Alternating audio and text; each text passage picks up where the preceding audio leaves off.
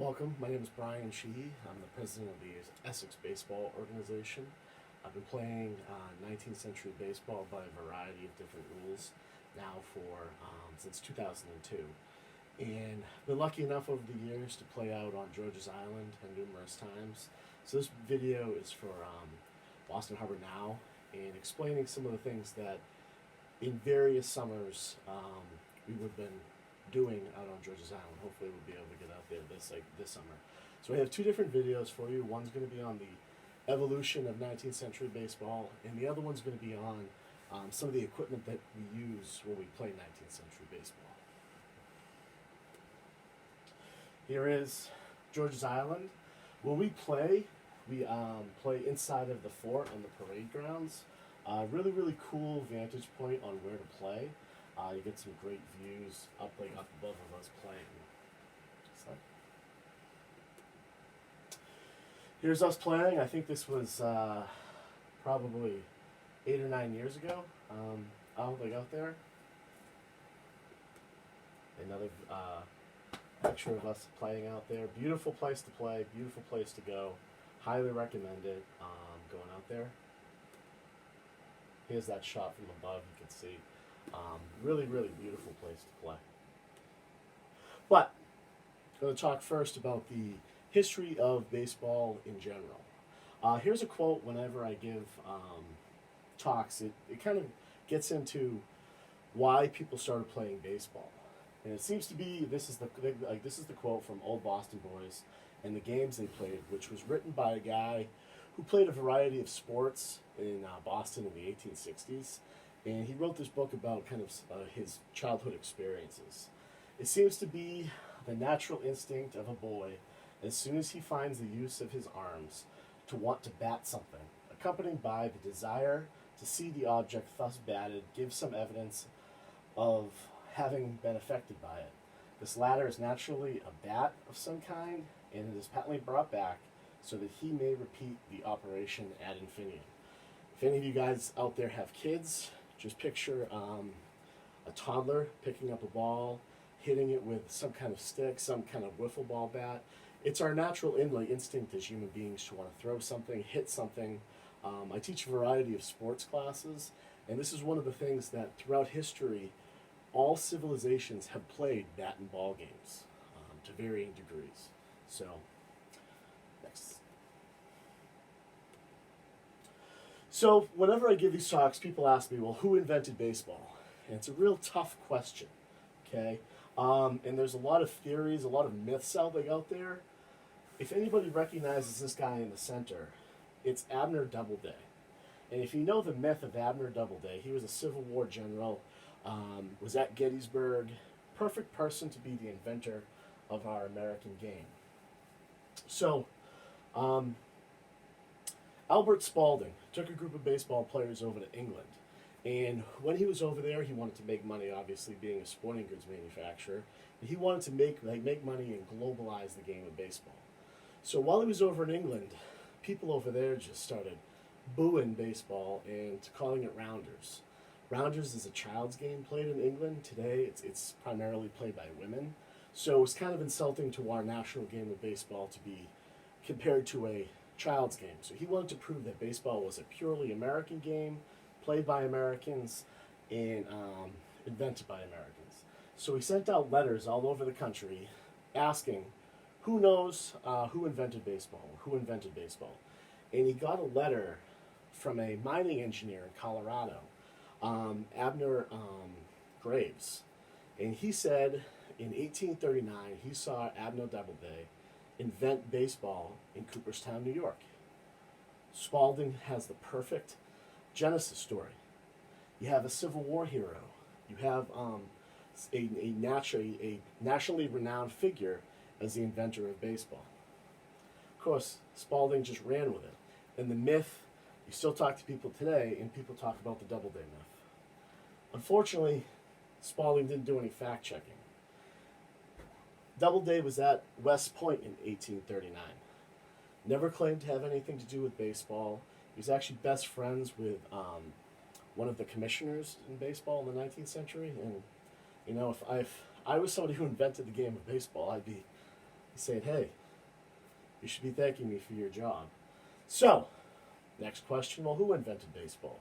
Some people have pointed to Alexander Cartwright. Some people have pointed to Doc Adams.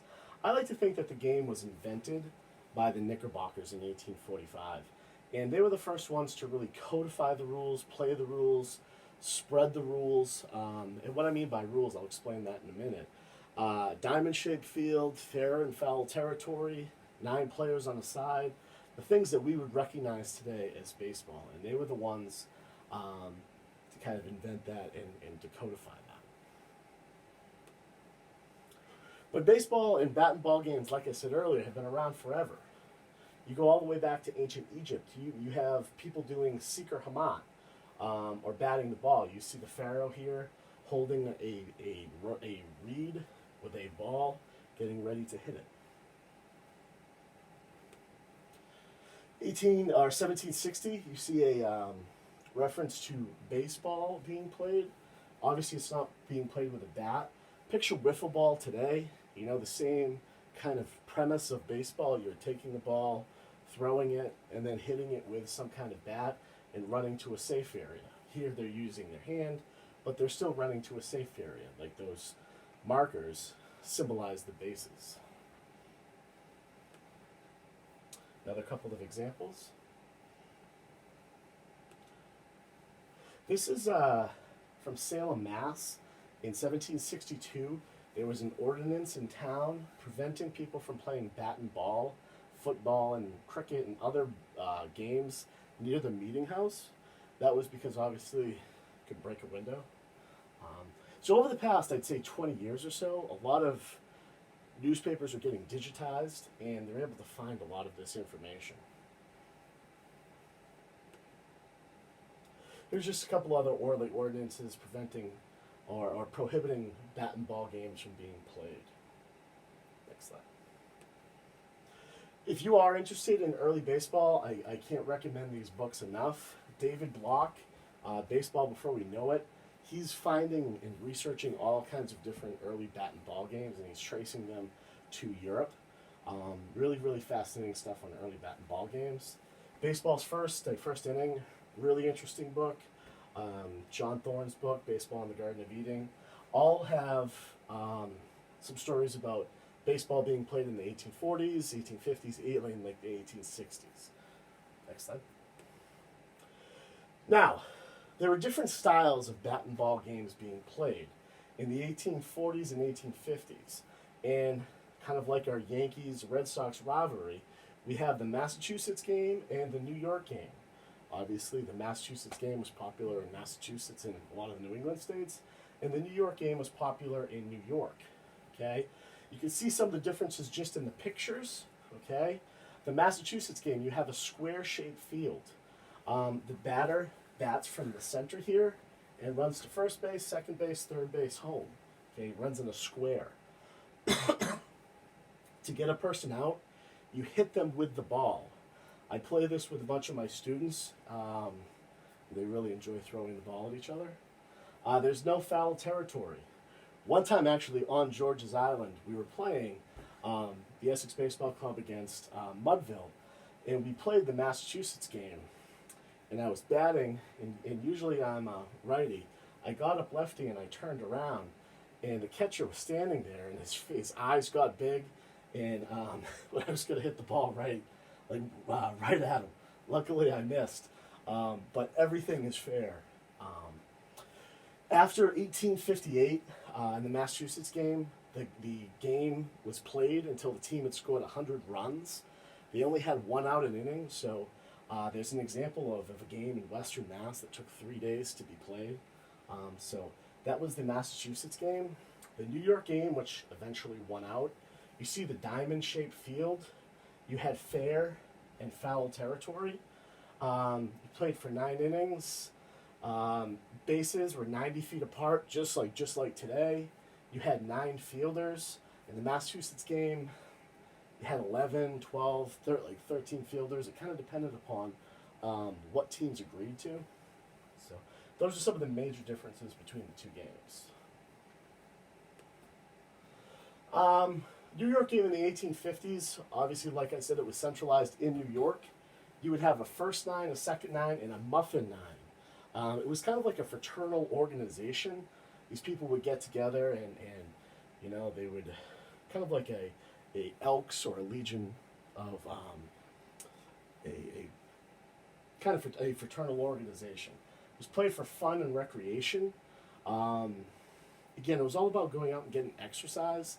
1840s, there is this health craze that starts to kick up because of industrialization. A lot of people feel they're just not healthy anymore, so they were looking for things to do to get out there and be active.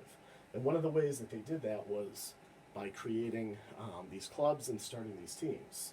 By 1857, it had gotten serious enough to have a organization where teams would gather together, talk about rules, codify some rules, talk about tweaking rules. You begin to see some rule changes by the 1850s, and began really standardizing the game.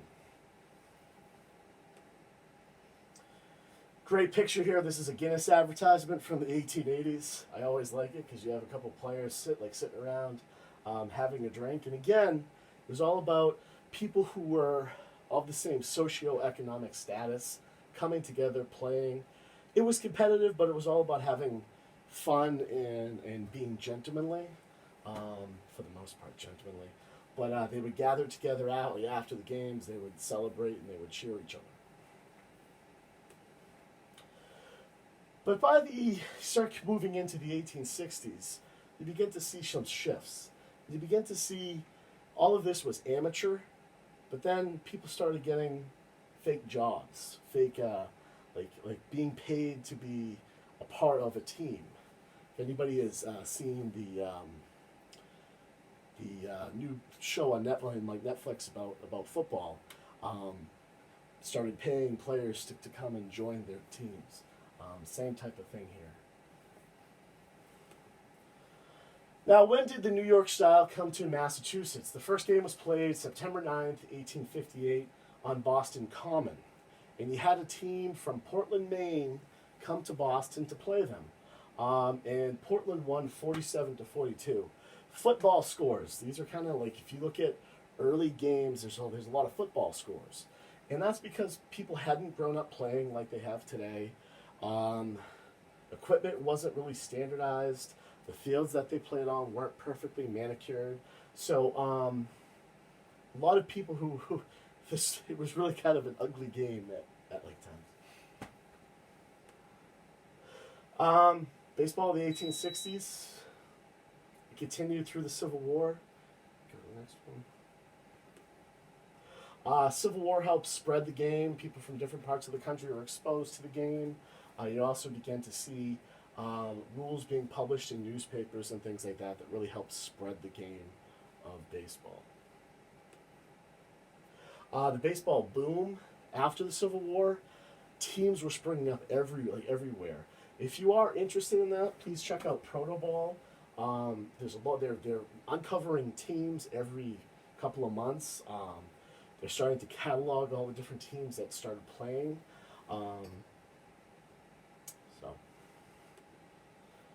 By the late 1860s, you began to see the emergence of professionalism. Cincinnati, if you know anything about Cincinnati, it was known as the pork capital of the world. They wanted to be known for a little bit more than having really good bacon. So they decided that one of the ways they could become a major city was by having a really good baseball team. So in 1869, they decided to have an all-professional team, the Cincinnati Red Stockings. They also wore knickers and red stockings. That was kind of new.